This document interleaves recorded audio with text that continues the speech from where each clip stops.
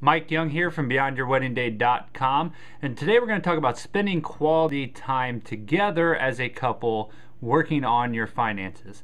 You know, because wives often want to spend more time with their husbands, better quality time. You often hear wives say that, and I always like to think that it would be best to do something that could also be somewhat productive, because sometimes it's hard to find matching interest. You know, I mean, not always, but sometimes that can be hard to find. You know, he may like the sports and she may not, and different things, so it could be always a struggle. So why not do something productive, like maybe clean the house, clean out the garage, or of course my favorite thing, work on something to do with your financial lives together.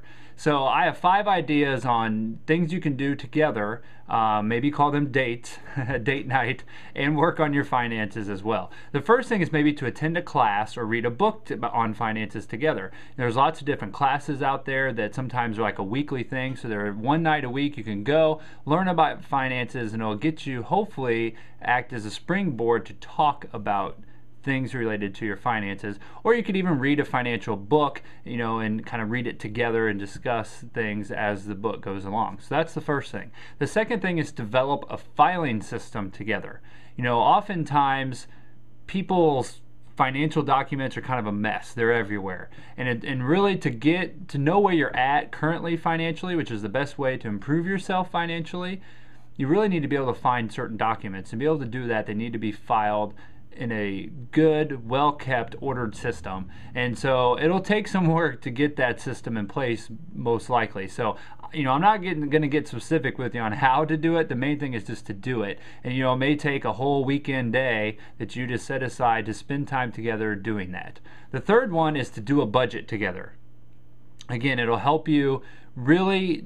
I personally believe that the best way, and really the only way, to do the best possible with your money is to live on a written game plan and do it each month before the month begins. And so that's something that you can sit down and work on together, and it will cause you to communicate and to talk about your wants and needs and desires and that things and what's most important to you for that upcoming month.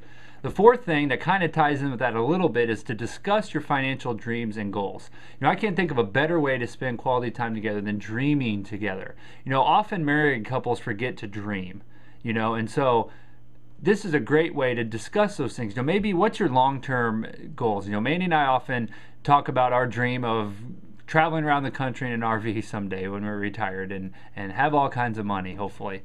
You know, so that's one thing we do. But you can also just even talk about your next year to 2-year goals. Maybe there's some vacation you want to take, you know, or a renovation you want to make to the house. Discuss those things and agree on them together, and it'll really help build intimacy in your relationship.